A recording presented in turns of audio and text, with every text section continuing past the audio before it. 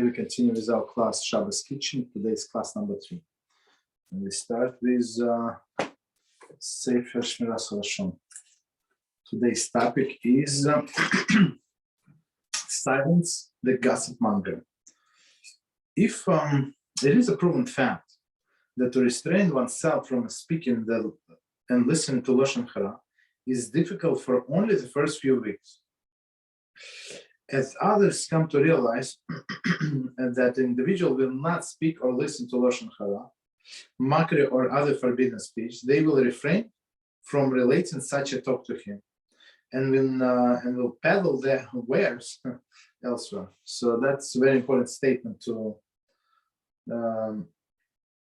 know and actually to practice. You go to a new place, and you don't know people, and they try to speak Lashon Hara or other forbidden speech. So you just, I tell them I'm not interested. You tell them to stop, basically. So after a few times, they're going to stop bothering you, guarantee.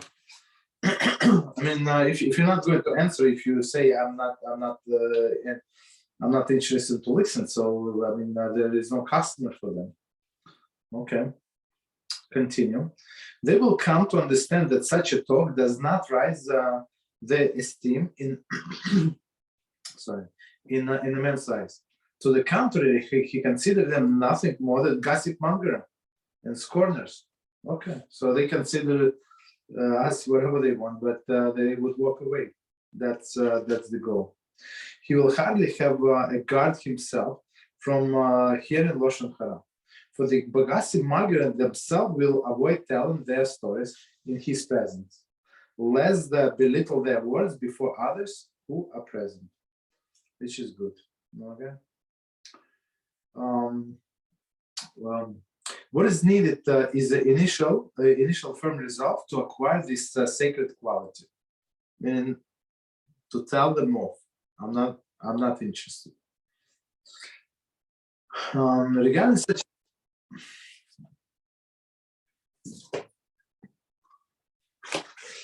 Sorry.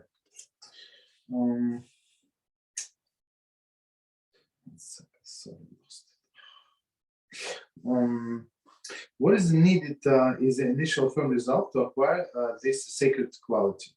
Regarding such a scriptural striving, do our sages say, one who reflects upon his ways in this world merits and sees salvation from the Holy One, blessed be He. Moed Katan 5a. Meaning, one more time, let's read and explain. One who reflects upon his ways, who thinks maybe I'm going to offend that person. Maybe he's going, I mean, he's going to get a little offended. So it's better for him to get a little offended than speak Lashon Hara, than me being the cause of him speaking Lashon Hara. Right? So if I'm not listening to him. Okay, so let's stop here. Continue to our Shabbat Kitchen.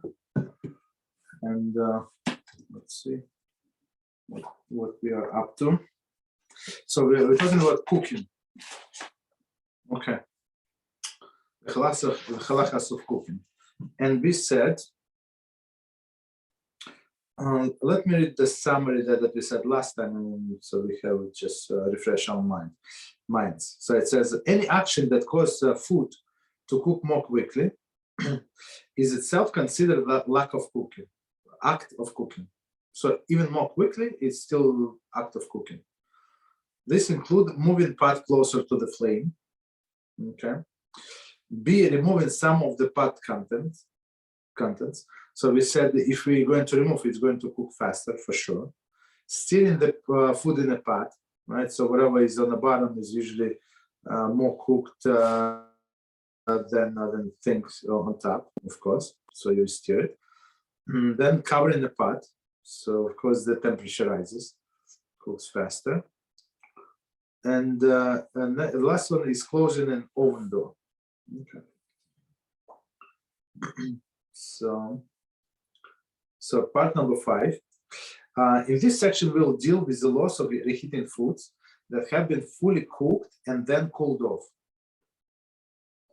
That's very interesting, right? So meaning if you are allowed to, and if and what you're allowed to take from refrigerator, let's say, put it on the blech. Okay. The melacha of cooking does not apply to all instances of reheating food.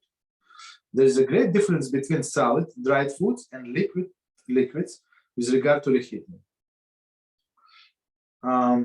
This section refers only to fully cooked food that cooled off. Partially cooked foods may never be reheated, since the increase in their degree of eatability is always a violation of melacha of cooking. So one more time. So if we can reheat, right, only things, let's say on Shabbos morning, only things that that were completely cooked, right? And we're going, okay, or it does not have to be on Shabbos morning. Let's say they took soup. Let's say they had soup on the blech on Friday night. Let's say, right? They took soup, they ate, and the question is whether or not they can put it back on the blech. That's the question. One thing.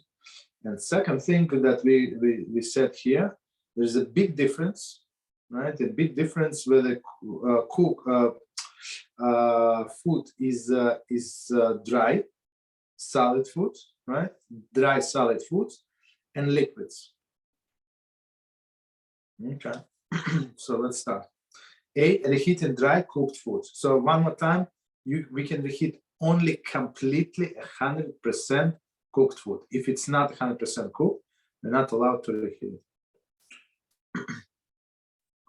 A dry food that has been completely cooked is not subject to melacha of cooking. This rule is known as there is no prohibition cooking that which has already been cooked.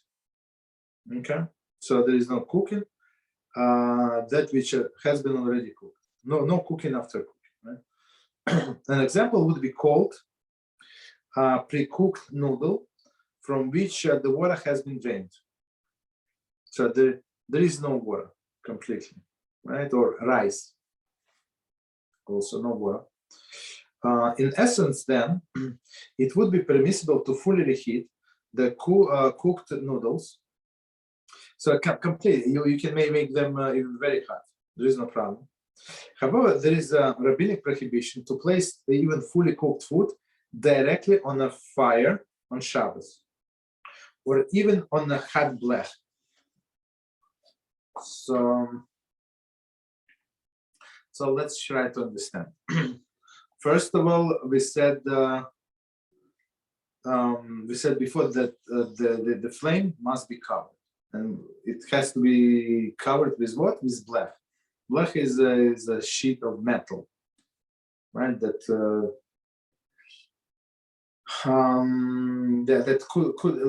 that we put on all of the four burners. I mean, you can have a smaller blech; it's your business, but if you have the bigger ones, so you can put more things at the same time to warm up.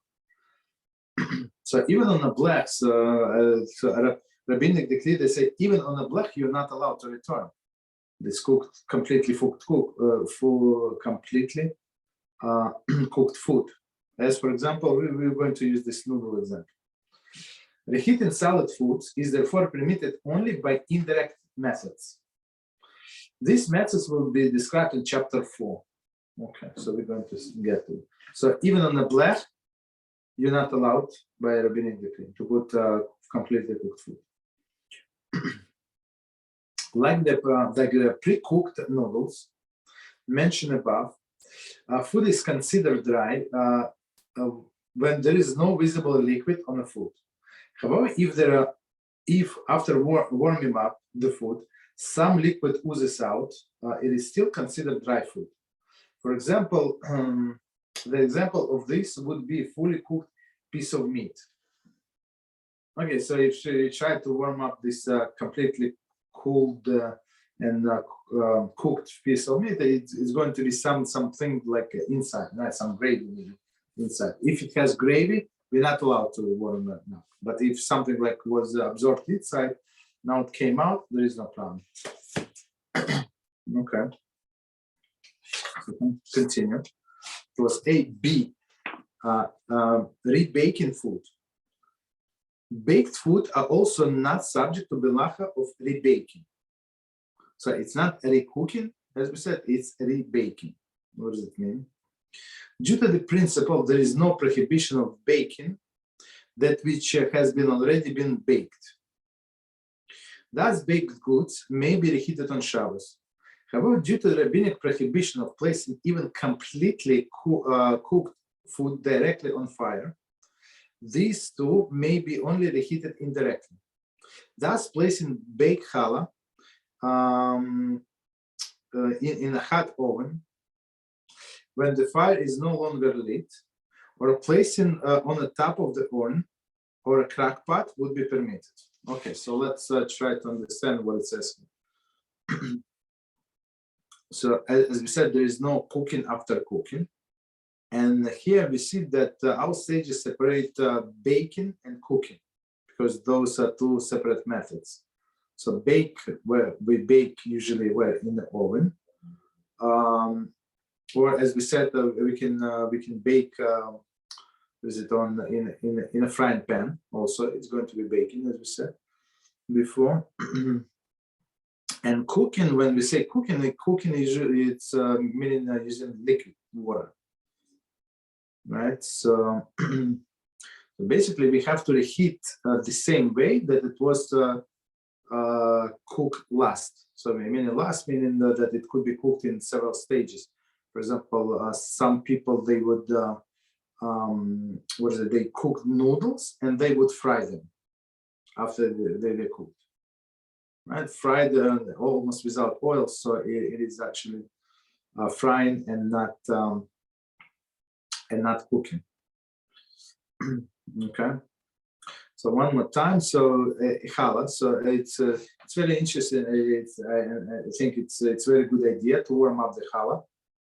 Right, so and as we said, we can put it only indirectly to the source of heat. As they say, if you turn off your oven, right, your stove, you can put it inside. For example, the best example would be Friday night. So, for example, you finish cooking, there is still like hot oven. You put there challah, you close the door, and after I don't know how many minutes. 20 minutes, 30 minutes is still, you're going to get a fresh challah, warm challah at least. Okay, and or they say on top of hot oven. I'm not sure. I mean, it's such a good insulation. I'm not sure why would he say that. Crack pot. Okay, should be permitted. Or there are other ways how to warm up challah, and we're going to discuss later on all the details. C, baking or roasted, baking or roasting a cooked item. Okay, so now we're going into a different category. Baking and cooking are two distinct methods of improving the quality of food. A food that has been cooked does not have quality of one that was baked, nor does the baked item have the character of that one cooked. Okay. Similarly, foods that have, so basically when we cook initially, cook in general terms, cook or bake initially the product, right? And then when you want to improve the product, so you might use the different methods. So as for example, we said with the noodles, first we cook them and then we fry them. So two distinct methods, and you need to fry it in order to improve it, right? So that's the thing. So they say you cannot mix these two methods. So one more time, a food that has been cooked does not have the qualities of the one that was baked, nor does a baked item have the character of the cooked one. Similar foods that have been cooked have a different character than food that have been roasted. Therefore, although there is no prohibition of recooking a cooked item, right? Meaning the same, recooking cooked item, or rebaking the baked item. So as we said, you can put challah into the oven. Many poskim rule that it is forbidden to bake or roast an item that was cooked. So many poskim say so if it was cooked, you cannot. So what does it mean? So, for example, if a piece of chicken was cooked, right? So you cannot put it in an oven to warm up. That's I think it's that's the example, right? Roast cooked. In this new as this is new improvement, is significant enough to be considered melach. So because the character of the food changes with our warming methods, or with what we will warm up. So that's they say it's already melach. Thus, we may say there is a prohibition of baking that which has been cooked, and there is a prohibition of roasting which one has been baked. Okay, so there is a note. Let's read note, and we're going to explain. As mentioned above, roasting is accomplished only in a place of intense heat, such a hot blech. Okay, so that would be a roasting on a hot blech directly. It is permissible to warm up cold food on top of the pot that is on a blech, or of the side of the blech where it is not intensely hot. For this area are not enough to qualify the roasting. So they actually, I mean, we're going to discuss in the next chapters, but since they mention in the notes, so we're going to explain. So the way how do we warm up the food? So we have blech, you have stove, you have blech covering the stove, and then on the top of the blech they say put invert vessel. It could be a pot, cooking pot, so you put upside down, right, with the top up, right, and on that top you can put your containers with whatever food you want to warm up. So it's 100% indirect, and that's what we do. Or what we do, and as I know many other people do, in order not to put the whole pot, right? It's a little too much, so they put these aluminum containers, right?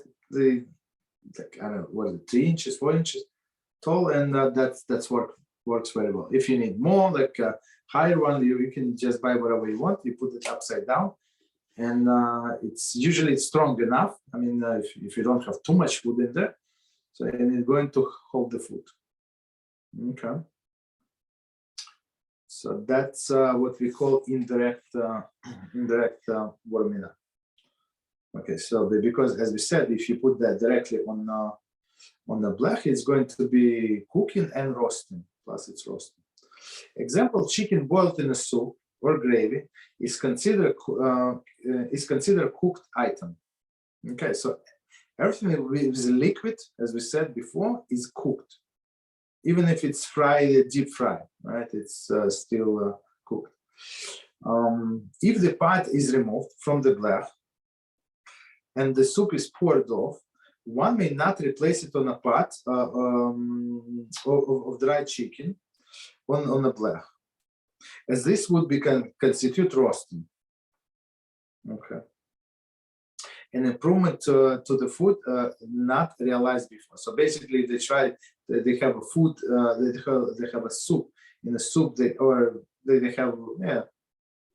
soup, and there was a piece of chicken. So now they cannot just put in another dry container to warm up this piece of chicken. Why? Because it has all of the liquid, and it was cooked before, and now you're trying to warm up in a different way, which is not allowed.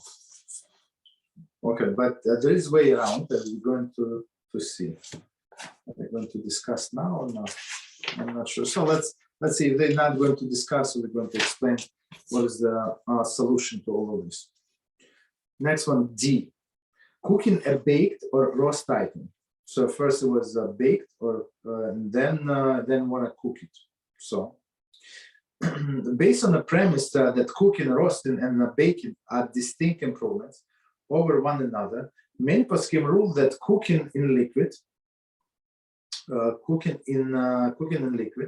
an item that was originally baked, or roasting is also prohibited, right? There is a prohibition of cooking that which has been baked, and there is a prohibition of cooking that which has been roasted. So basically, if you have like very hot soup and you have croutons, like they're going to like and they are baked. If you made them like you made it by yourself, you dry the bread, right, and you cut it in squares, you put it in your soup, so it's for sure it's baked, and they're going to get cooked in your hot soup. That's a problem. Accordingly, it is not permitted to put bread or matzah into the pot of hot water or soup, since this would be considered cooking baked item. Okay, bread or matzah, okay, which is forbidden. The specific application of this rule is discussed in chapter 3. Okay, so one of the very important conditions, as we said before, for cooking, the liquid in there must be above Yad Seleda's bowl. Yad Seleda's bowl when the hand recoils. So if it's below, it's not going to get cooked. Okay. So continue next. Cooking a cooked item that was subsequently baked or roasted. One more time. Cooking a cooked item that was subsequently baked or roasted. Okay. Many poskim rule that if an item was cooked and afterwards it was roasted or baked, it is permitted to recook it. For example, some instant coffee have produced by cooking the beans and then are dried through the roasting. Thus, by making a cup of coffee on Shabbos, one is recooking the coffee that was roasted after first was cooked, and therefore it is permitted. So it's very interesting. It's very, very interesting. So how, I mean, we're talking about only instant coffee. I think that's only instant coffee is made like this. Right, so first they cooked, right, so they grind, they cook, and then they evaporate the water and they roast. And that's how they get this coffee.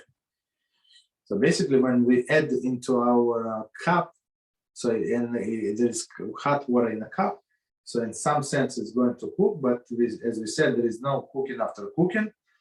And since the initial process of making this instant coffee was started by cooking, so we said there is no problem. I think that they say another issue with the coffee is that you actually that's how they make paint. So one of the melachas and that was in Beis Hamikdash, so we were not allowed to make. They were make it dye, right, to dye the skins of the animals and the wool. And that's how they make dye. First, they put dry herbs, and then they put water. So that's why some people they do it opposite. So to be according to all of opinion. So they do it in a second cup, so meaning in a third vessel, and they put first water, and they put coffee and sugar. That would be according to all of the opinions.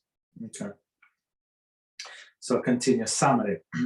Completely cooked, roasted, or baked solid foods may be reheated in the manner in which they were originally prepared. There is cooking a cooked item and baking a baked item. So one more time, the way it was prepared, you must reheat it. However, one may not place an item directly on a flame or a blech. So one more time, only after, like on top of inverted vessel, or some other indirect way. Okay. It is forbidden to reheat any food in a manner not previously employed. Therefore, one may not bake a roast or cooked item or cooked in liquid the item originally baked or roasted. So only the way it was baked. So before we continue, I know it's a little confusing. It's a lot of information. So the solution to all of this, It's very simple and straightforward.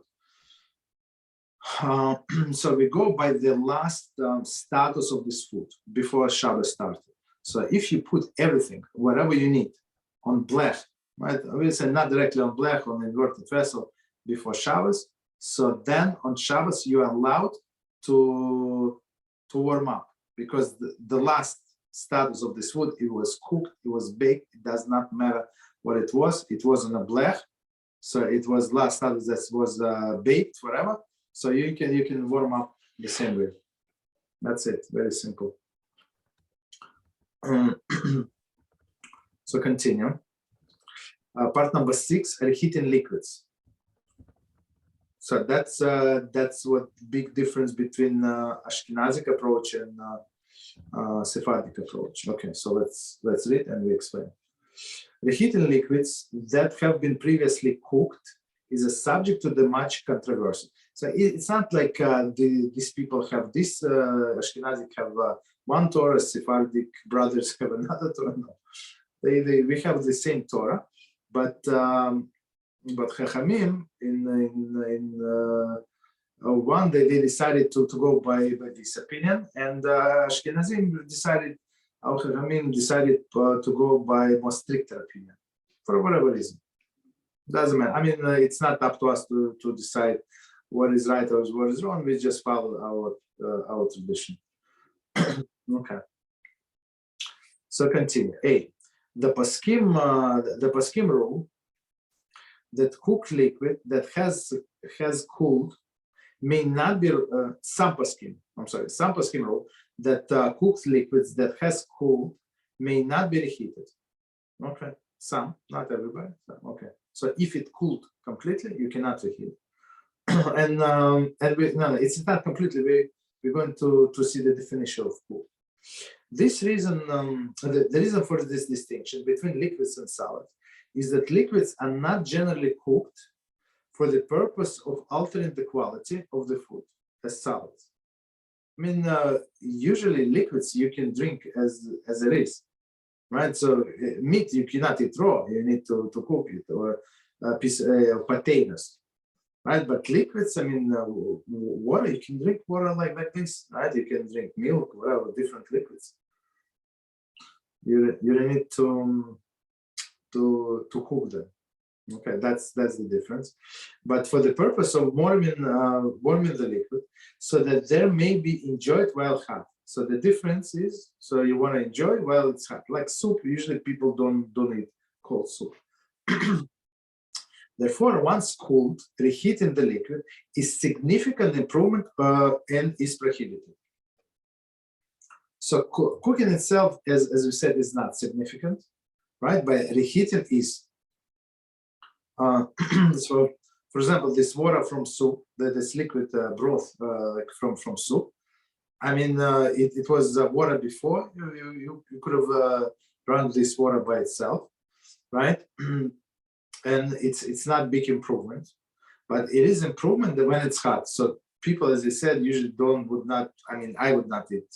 I mean, unless there's no other way, no other choice. But usually people eat soups like when they want, or tea, or coffee, or whatever, right? Thus, this liquid, with the liquids, the rule is there is a prohibition of cooking that which was already been cooked.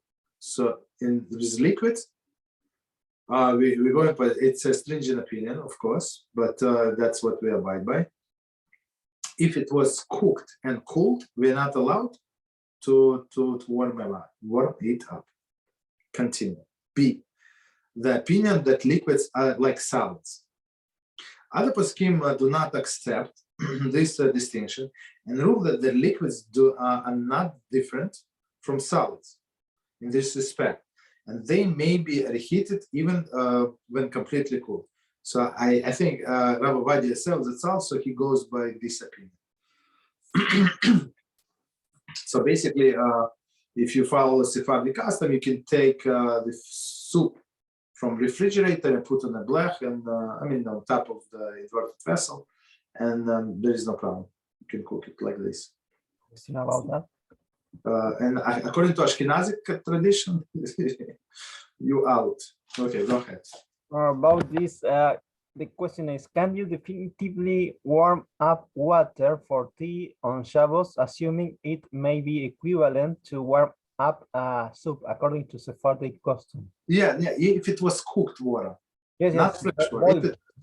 It's cooled off. You want to put it on a stove? Yes. Yeah. Mm-hmm. Okay. Yeah. So according to Ashkenazic tradition, so like if you take out, let's say Shabbos morning, you take a pot, right, and you have I don't know, whatever you have there, rice. When you take a lid from the pot, right, it's always condensate, right? There is like drops of water, so you're not allowed to put it on top of the blech. So what we do, we take napkin, right, and we wipe all of this visible. We don't go crazy, but at least visible, or we just transfer to dry container. So that's another solution. So we not even drop smallest drops of water we're going to cook. I was wondering the same about the droplets of water. Yeah, that's what we do. And same is with the tea, as we said. We were discussing before. So you take this what is it? This cup, pour water from the urn, and then you put in a third cup. No, second cup. Second. It's a third vessel. Urn is first one. Cup is a second, and the second cup is the third vessel. So you put there, you make whatever you need to make. You make coffee, let's say, in that cup. But the first cup, after the first use, would have a few droplets, right? So they would cool off. So even though they were cooked, so according to this, you're not allowed to cook even after it was cooked. So some people are trying to be very careful, and they would wipe this cup dry before they use it again. But the question was if how to serve food on Shabbos. I mean, with the dish close to the blech, or taking out the pot out of the blech and going with the pot. Exactly. It's I'm not sure it's next chapter. No, okay, it's not the next chapter, but we're going to get to it in details. Yes, Reheating. Okay, so it's actually number 4. So we're in number 2 and 3, and then 4. We're going to discuss what we said in details. Okay, but basically, it is that's the procedure. You take it completely, because why taking completely? We already discussed last time. So when you take out some food, so it looks like that you accelerate the cooking. You understand? So from people who see you, like they have no idea. So we have many times we have people over for Shabbos, and some people, they have no idea. I mean, they're not very knowledgeable in Shabbos law. So if we're going to start taking food from pot that is on a blech, so they would think that it is allowed to cook on Shabbos. How do they know it's ready? You understand? So maybe part is ready, we take it from the bottom, and we say the stirring is not allowed because it's accelerate the cooking. So we take completely, put it on the table, you still hold it by the handle, you have still in the mind that I want to return, and while it's still warm, you serve to everybody, close the lid and put it back while it's still warm. So that's a permissible way, and that's very practical. So one more time. So that's the difference between Ashkenazic tradition and Sephardic tradition. So Sephardic tradition, there is no problem. They say there is no cooking. They go by this second opinion, right? The opinion is they actually say that liquids and solids, there is no difference in the heating. Okay, continue. Okay, so continue. In practice, the stringent view is followed. So one more time, we're talking about Ashkenazic tradition. So before that, I think everything is the same. Therefore, one may not reheat liquid once they have cooled completely. So we need the definition of completely, right? However, if they have only partially cooled and still warm enough to be suitable for a warm drink, whatever is it, right? Then they may be reheated to a higher temperature. since they are still warm, reheating is not significantly improved. So, for example, soup. Sometimes when I eat soup, I'd like a little hotter. I mean, I would eat it like that. So if I'm in a rush or this or that, so I would eat it like that. But I would prefer a little hotter. So if I have time, I'm not very lazy, let's say. So I would reheat it for another 2 minutes. This soup. So is it a significant improvement? Okay, it's improvement for me, but technically I would eat the way it was. But if it was cool, like cold soup, I would not eat it, for example, right? So that's why they say if you would eat it anyway, and most of the people, so we don't go by individual opinion, but if most of the people would consider this as a warm soup, right, or warm drink, or warm whatever, right, warm tea, right? So I would prefer a little hotter tea, but this is also sufficient. So then you're allowed to warm up. Again, we're talking about Ashkenazi tradition. If it's cooled to completely, too much, so we're not allowed to put it back to reheat. If one is currently reheated, cooled, cooked a liquid, that is by placing it on the top of the pot that is on the fire, he may nevertheless derive benefit from the liquid.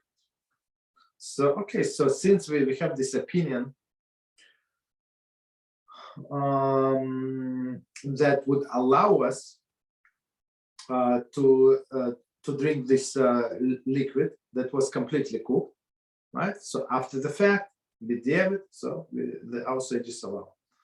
See chapter 3 for these proper methods of warming up the liquids on Shabbos. So it's next chapter. Okay.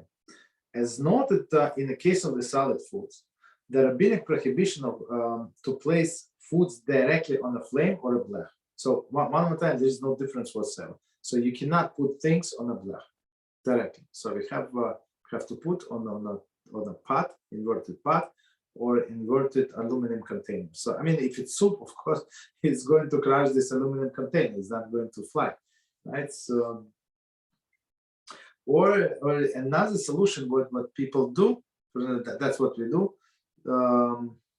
If we make a stew, right? So if we leave this pot from the beginning of Shabbos, so there is no problem. So from the beginning of Shabbos, before the Shabbos begins, sorry, and so it can stay on the blech. There is no problem whatsoever. But once you remove it, that's it, right? So I mean, that's the idea. It's not for usually not for a Friday night. It's usually for the next day, right? Okay. So continue. One more time, the last sentence. As noted in the case of the solid foods, there is a rabbinic prohibition to place foods directly on the blech, directly on the fire or blech. Thus, even the warm liquid may not be placed on the blech, and certainly not over the fire. So the fire must be covered 100%. The proper methods of reheating is described in chapter 4. Okay. So in some cases, there is no room to put the blech on top of like inverted vessel on top of the blech. So example would be a crack pot, right? So in crack pot we just put blech. So blech would be like piece of aluminum foil, right? You put it your line on the bottom, and it's going to be separation. So you remind yourself, I'm not cooking. I'm today's Shabbat, basically. Of course, there is no room to put there anything else. Okay. Summary: cooked liquids that have been cooled may not be reheated on Shabbos. So Sephardic tradition goes by second opinion. They say they do. Okay. However, while still warm, they may be reheated to a higher temperature, but not directly on a flame or a blech. So if it's still warm, according to Ashkenazi tradition, you can put it on top of the inverted vessel, and there is no problem. You can, if it's still warm. Any questions on what we said? Yeah. We finish this second chapter. Okay, about the Ashkenazi custom of water. If we have a boiled teapot of water, and we take it out, and it's still warm, can we return it to the Yeah. blech Yes. directly on the blech? No, not directly. That's the thing. So even though it was, I hear a question. It was in, if you put it before Shabbat started, there was no problem whatsoever. But now you cannot put it directly on the blech, only on the inverted vessel. Oh. So but you're right. But if it's hot, I mean that's what people was used to do in the olden days. I mean, they didn't have all of these gadgets that we do now, all this electronics, right? That's what they used to do. They put this tea kettle, right, with a hot water. Okay. So chapter number 3, and it's very interesting chapter. Is all of them.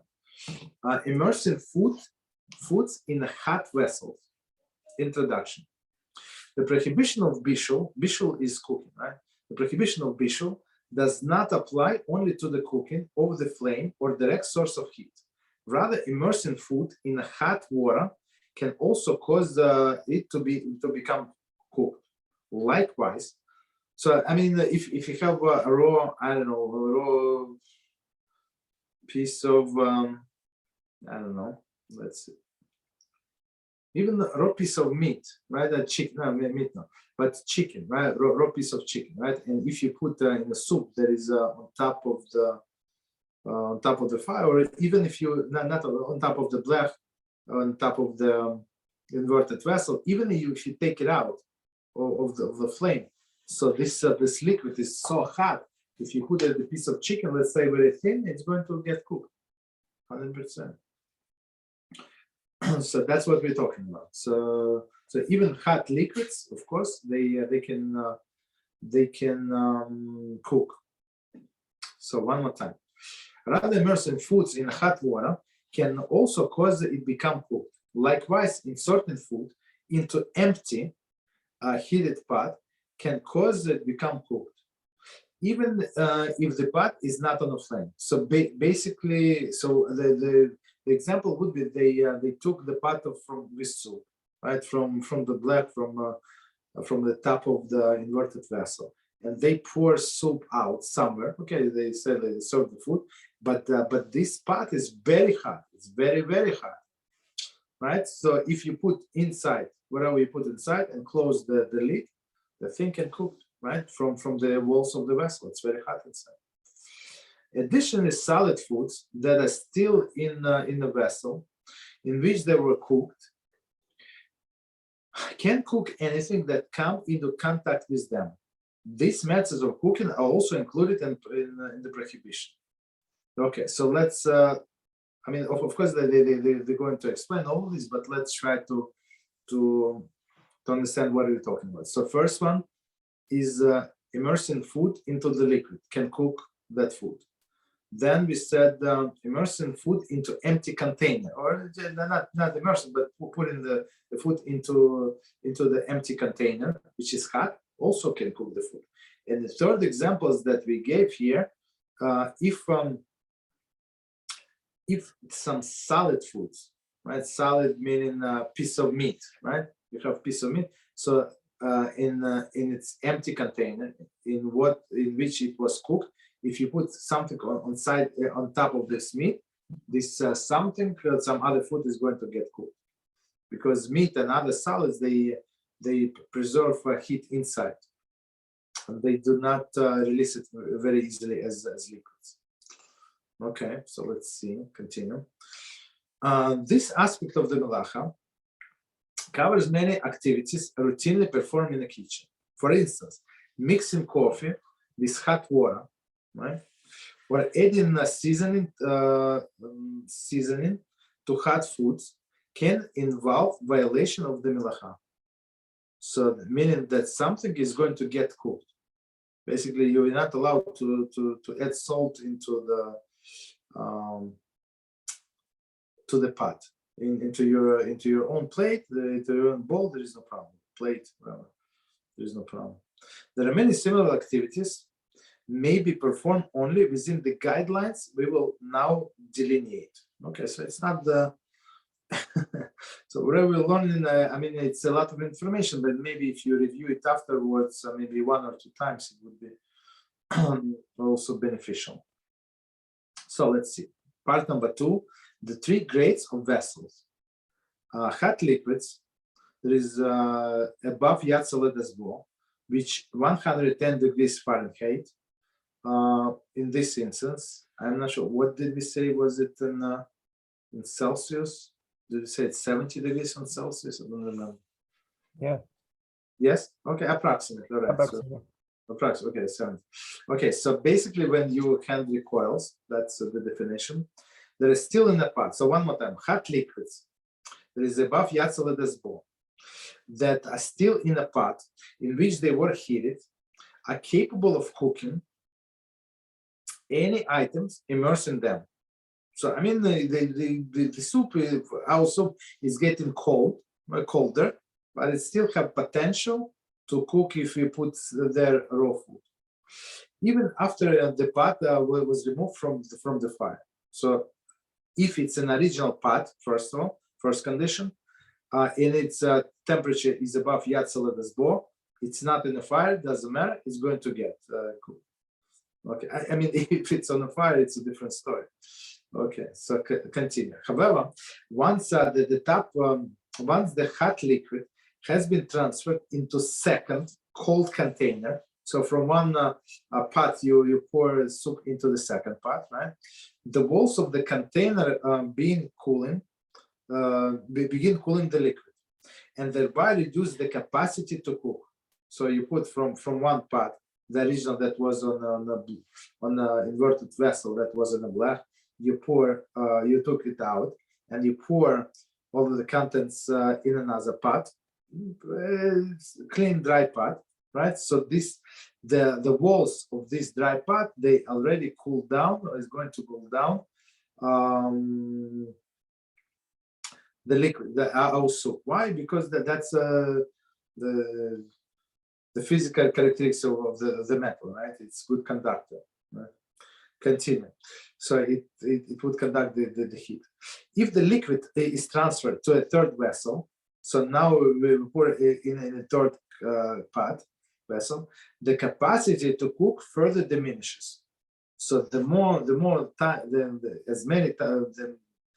many times we transfer from one to another, even as we said, even the temperature is the same. I mean, for some time, right? It does not drop so drastically right away.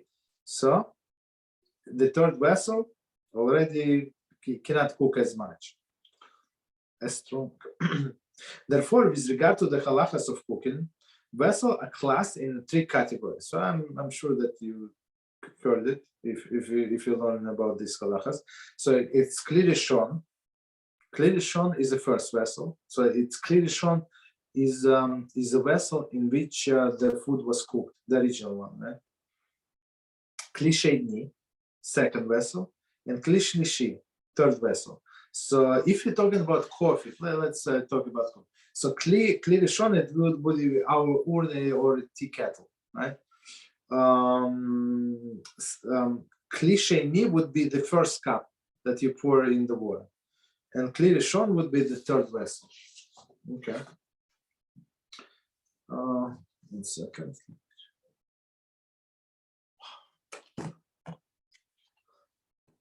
How much you can do.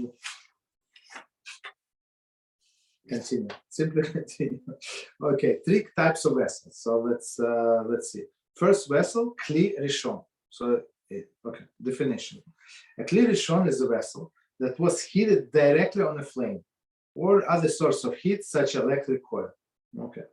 When removed from the flame, the hot pot retains the capacity to cook anything placed inside it. So if it was on a source of heat, I think even if it was on a black, it does not make a difference. Okay, anything that placed inside it. So first vessel can cook whatever you put it inside. Hot liquids that are still in the vessel in which they were heated also have the power to Clearestron. Hot liquids that are still in the vessel in which they were heated also have a power of Clearestron and are capable of cooking any item immersed in them. So if you put something in a soup, it's going to get cooked. Right? By the same token, solid foods in a Clearestron, in the first vessel, Clearestron in the first vessel, there is a vessel in which they were cooked. Will cook anything that comes in contact with them. So liquids and solids, in this case, it's, they say it doesn't make any difference. This capacity to cook remains until the pot and the contents cool below the temperature Yatzala does both. So if it's original container in what it was cooked, right, in which it was the food was cooked, in this case, so I want to emphasize there is no difference whether it's liquid or it's solid. It's going to cook whatever is going to come into contact with it. Okay, so continue. B, second vessel, Kli Sheni. Second vessel. A Kli Sheni is a vessel to which the contents of Clearestron have been transferred. Generally speaking, the term Kli Sheni is used in reference to the hot contents of the vessel rather than the vessel itself. Okay, so let's finish and we're going to explain. Although the heat of the food or the liquid in a Kli Sheni is not as intense as the food at Clearestron, with the most foods, we observe the prohibition of cooking, even with regard to Kli Sheni. Okay. Okay, so now we're talking about Kli Sheni, second vessel. So we say if so when we say second vessel, so it's very interesting to note that they say we're not talking about different pot. We're talking about the contents of the first pot that is hot, that is capable of cooking, right? That is hotter than Yatzala's bowl. That's what we care about, not the second pot, right? Okay. So now from the original pot where it was the food was cooked, we transfer to the second pot.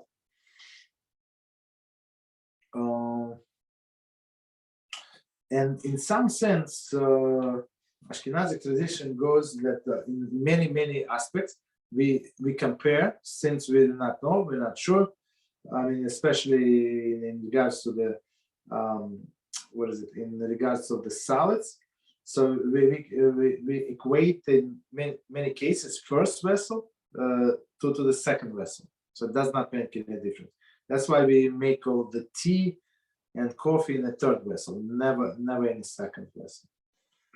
Okay. So continue. Third vessel, Kli Shlishi. A Kli Shlishi is a vessel to which the contents of the Kli Sheni have been transferred, have been further transferred. So it's third vessel. From one original pot, they pour to another pot, and now to a third pot. Right? Once moved to a Kli Sheni,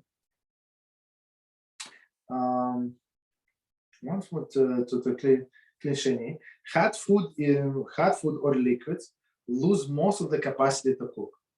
However, some foods cook so easily that they may not be placed even in Kli Shlishi. Okay, so let's try to understand. So when, according to majority of the Paskim, they say that the third vessel, they're not going to cook, most likely because the temperature is dropping. But it depends what food we are talking about, right? And plus there are foods, some foods where we're going to see what kind of food they're cooked very easily, like in a few seconds they're already cooked. Okay, we're going to see. So part number 3, halas of Clearestron. Okay, A. Foods may not be placed in a Clearestron. Okay, period. Foods may not be placed in a Clearestron. The heat of the Clearestron, so Clearestron in original part, in which it was cooked, is an extremely potent means of cooking. Therefore, the laws of cooking are no difference with respect to Kli Rishon, Clearestron, that is with any conventional source of heat. So even though, as we said, we remove from the heat, from the black, from the fire, from whatever we remove it, it's so hot, so it doesn't matter. You put it on an open flame, or you put it inside of this pot. No uncooked food or drink may be put inside of the Clearestron. Very simple. Because why? As we said, it's going to get cooked. Even after the Clearestron is removed from the source of heat. Even after the Clearestron is removed from the source of heat. So, of course, I mean, it's not a source of heat. And that's the problem. I would say the practical problem when people have a cholent, right, and they see the burning, for whatever reason it is burning, and they put the tap water. They add tap water into this crack pot. I saw it like few times. Like I was dumbfounded. Of course, we're not allowed to do that because, as we said, it's going to cook. It's primary vessel. Okay. So if you put hot water, like boiling water, if you have some boiling water, it's a different story. But not cold water, which is not cool. Okay. So continue. No uncooked food or drink may be put inside of Clearestron. Uncooked food. Okay. Even after the Clearestron is removed from the source of heat. If Clearestron contains hot food or liquid, it is forbidden to immerse any cooked item inside it. So as we said, so now when we say Clearestron, it means empty. So even in empty pot, you cannot put things, right? Because why? Because balls are still hot. Or if it has liquid, whatever it has, so this liquid is going to cook whatever you put in there. For example, one may not add any uncooked seasoning. See practical application, for example. So if uncooked seasoning, all of this, you know what, all of these herbs that you have there uncooked, they are just dried and that's it, right? To a pot or a hot soup. Okay. Even after the pot has been removed from the source of heat, because the heat of the soup will cook the seasoning, 100%, right? The prohibition of cooking continues until the Clearestron, and its contents cool below the temperature of Yatzel Adasbo. So if it's below Yatzel Adasbo, so now you can use it. Otherwise, we're not allowed to put there any uncooked food. So uncooked food, I would think like primarily would be seasoning if it's soup or something. Right? So let's check time. You know what? Let's stop here. Okay, so let's stop here. I think we should next time start from the same section of Halach of Clearestron. Okay, I'm going to explain it one more time. All right. So any questions on this subject, any subject, go ahead, please. If you have. Can you, I give the example later, but can you destroy your DNA? How you destroy DNA? For example, you have a rest of skin for whatever reason. For example, sometimes you have lips that are too dry, and pieces of skin gets out of it, of the lips, and then you drop these leftovers, for example, on the stove, and they are going to burn. Is something of concern? I don't think so, no. But since you're talking about, I want to take your example, and I'm going to tell you what is it concern. So you're not allowed to bite your lips like a dry lip on Shabbos. That would be 100% forbidden. Same as we have discussed it. I'm not sure, or we did. I'm not sure. Don't remember. So since it's something that attached to a person, right? So we're not allowed to take to remove. And when we were talking about the nails, sorry, about the nails, we said we cannot cut it with a scissors or clipper. Well, that would be the rabbinic biblical prohibition. But if somebody bites the nails, it would be rabbinical prohibition. But the skin from the lip, that's everybody bites off. Nobody take like scissors and cut it off. Nails will be a better example. If I wonder if it's something bad to drop them to the fire, for example. No, there is no problem. I mean, you can throw it to the garbage. So of course you can burn it. There is no problem. Okay. Any other questions? About I had one about the Go ahead. of the cooking because you have the blech. It's very hot and sometimes you when making tea, I don't have in my case much space to work to do the tea. And droplets of water may fall into the blech and vaporize. Oh, that's wow. That's Is that a wall violation of the Shabbat when you I mean, usually it's not intentional. Usually, so I mean, just try to be careful not to put too much water in whatever you do. So, but usually it's not intentional. Yes. Okay. That's it. Any other questions? Okay, so let's stop here then.